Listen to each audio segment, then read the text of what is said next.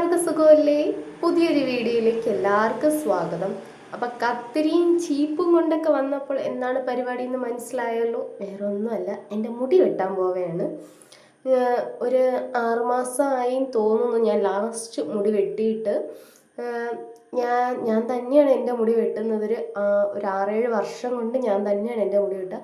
ഞാൻ പുറത്തോട്ടും കൊടുക്കാൻ പോകാറില്ല. കാരണം എൻ്റെ ഒരു വേറെ ഒന്നുമല്ല, ഒരു 2020-21 ആ വർഷത്തിനിടയിൽ വെച്ച് എനിക്ക് ന്യൂമോണിയ വന്നായിരുന്നു. അത്യാവശ്യം നല്ല ക്രിട്ടിക്കൽ സ്റ്റേജ് ആയിരുന്നു. ആ സ്റ്റേജ് ആയിരുന്നപ്പോൾ അത്യാവശ്യം നല്ല ഹൈ ഡോസ് എന്ന് പറഞ്ഞാൽ ഹൈ ഡോസ് മരുന്നാണ് എൻ്റെ ശരീരത്തോട്ട് കയറ്റിയത് അവർ.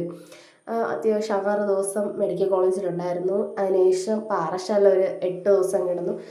അപ്പോൾ അത്രയും ദിവസം എനിക്ക് ഫുൾ ട്രിപ്പാണ്. ഫുൾ ഇഞ്ചക്ഷൻ, 3-4 നേരം ഇഞ്ചക്ഷൻ, അങ്ങനെ ഇങ്ങനെയൊക്കെ ആയിരുന്നു. അതിൻ്റെ ആഫ്റ്റർ എഫക്റ്റ് എന്ന് പറയുന്നത് എൻ്റെ മുടി കൊഴിച്ചിലായിരുന്നു. എന്തു പറയുക, ഓരോ തവണയും എൻ്റെ കയ്യിൽ വരുന്ന മുടി പുന്നെ എന്തു പറയും, ഒരു കൊട്ടയ്ക്ക് പുന്നെ എൻ്റെ മുടി കൊഴിഞ്ഞ് കൊഴിഞ്ഞ് കൊഴിഞ്ഞ് ഒന്നും അല്ലാതെയായി. ലാസ്റ്റ് മുടി കയറ്റി വെട്ടി നോക്കി, മുടി കൊഴിച്ചിൽ നിൽക്കുന്നില്ല. അതിനുശേഷം എന്തായി, നമ്മുടെ ഒരുപാട് കഞ്ഞിവെള്ളം, കറ്റാർവാഴ, നമ്മുടെ ഒരുപാട് ട്രീറ്റ്മെൻറ്റ്, ഒരുപാട് കാര്യങ്ങൾ, നമ്മൾ ഹോം റെമഡീസൊക്കെ ഒരുപാട് ചെയ്തു. ഒരു രക്ഷയില്ലായിരുന്നു.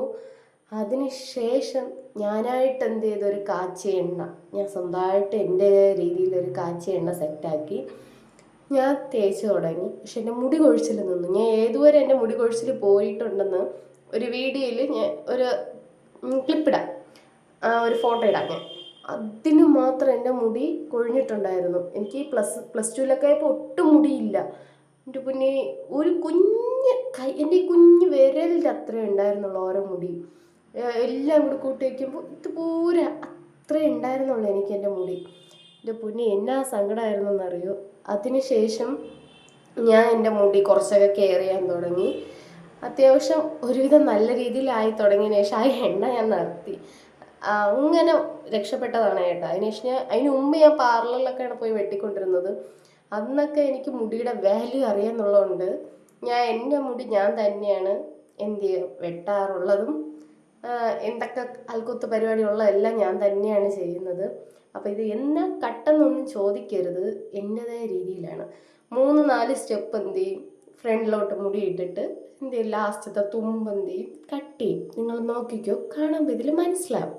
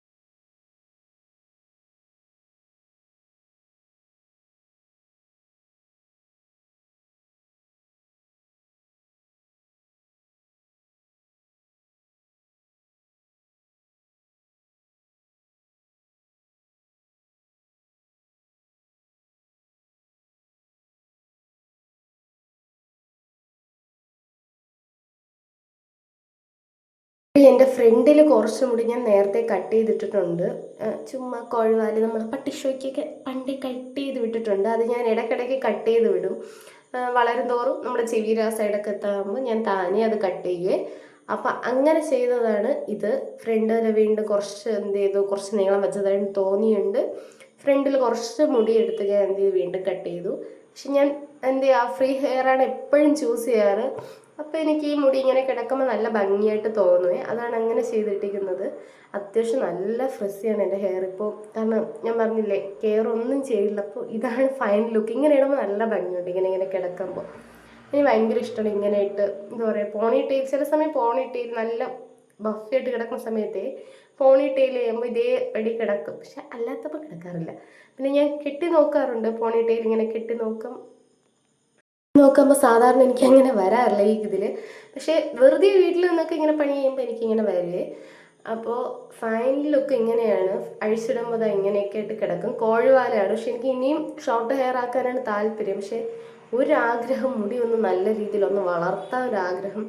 അതുകൊണ്ടാണ് ഇപ്പോൾ എന്ത് ചെയ്ത്, കുറച്ച് തുമ്പ് വെട്ടി സ്പ്ലിറ്റൻസ് ഒക്കെ ഉണ്ടായിരുന്നു, അതൊക്കെ ഒന്ന് കട്ട് ചെയ്ത് കളഞ്ഞ് നമുക്കൊന്ന് ഹെയർ ഒന്ന് നോക്കാം എന്ന രീതിയിൽ തുടങ്ങിയത്. അപ്പോൾ ഇന്നോട്ട് എന്ത് ചെയ്തു, മുടിയൊക്കെ കട്ട് ചെയ്ത് നമ്മൾ ഹെയർ കെയറോട്ടൊക്കെ നോക്കുകയാണ്. അപ്പോൾ പോണി ടെയിലൊക്കെ വെച്ച് നമ്മളൊന്ന് സെറ്റ് ചെയ്ത് നോക്കുകയാണ്. കാരണം എങ്ങനെ ഇരിക്കും എന്നൊക്കെ നമുക്ക് നോക്കണമല്ലോ. ഈ കുറച്ച് വണ്ടിയുടെ സൗണ്ടുകൾ വരുന്നത് കാരണം റോഡ് സൈഡാണ്, അതാണ് അത്യാവശ്യം ഈ സൗണ്ടൊക്കെ വരുന്നത്. അപ്പോൾ എൻ്റെ മുടിവെട്ട് വീഡിയോ ഇത്രയൊക്കെ ഉള്ളൂ. ഞാൻ ലാസ്റ്റ് പോണി ടെയിലൊക്കെ കെട്ടി നോക്കുന്നുണ്ട്. കാരണം എൻ്റെ മുടിയിൽ അത്യാവശ്യം ഓയിൽ കിടപ്പുണ്ട്. പിന്നെ നമ്മൾ ശ്രദ്ധിക്കുക, ഞാൻ എപ്പോഴും ചെയ്യാറെന്ന് പറയുന്നത്, മുടി വെട്ടിയിടയും മുടിയുടെ തുമ്പിൽ എപ്പോഴും ഓൺ ദി സ്പോട്ടിൽ എണ്ണ തേക്കും. നമ്മൾ ഏത് എണ്ണയാണ് യൂസ് ചെയ്യുന്നത് ആ ഓയിൽ തേക്കുക. കാരണം ഞാൻ ഇടം കേട്ടതല്ല, ഞാൻ ചെയ്യും. എനിക്കത് കൊള്ളാൻ തോന്നിയിട്ടുണ്ട്. പെട്ടെന്ന് മുടി വളരും എന്നൊക്കെ എനിക്ക് തോന്നിയിട്ടുണ്ട് കേട്ടോ. മുടി വെട്ടിയിടം തുമ്പിലെത്ത ഒരു എണ്ണയൊക്കെ തേക്കുന്നത് നല്ലതാണെന്ന്. അങ്ങനെ ഫൈനലി ഞാൻ പോണി ടെയിൽ കെട്ടിയിട്ടുണ്ട്. കേട്ടാ, നല്ല മെനയായിട്ട് കെട്ടുമ്പോൾ ഒന്നും അതേപടി കിടക്കാറില്ല.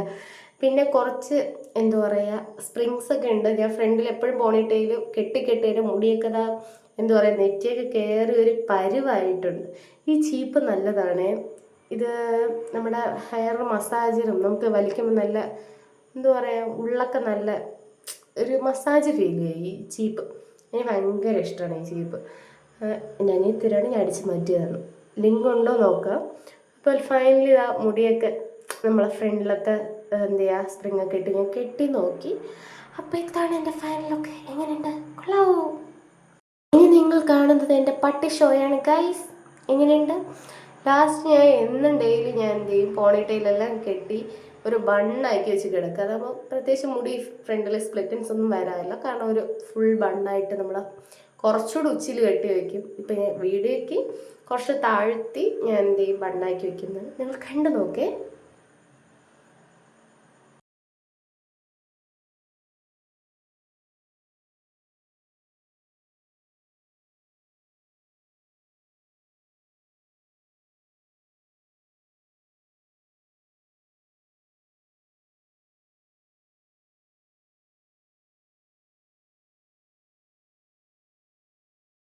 അപ്പോൾ ഇത്രയേ ഉള്ളൂ ഇന്നത്തെ വീഡിയോ. എല്ലാവരും എൻ്റെ ചാനലൊന്ന് സപ്പോർട്ട് ചെയ്യുക. അപ്പോൾ bye, love you all, Tata.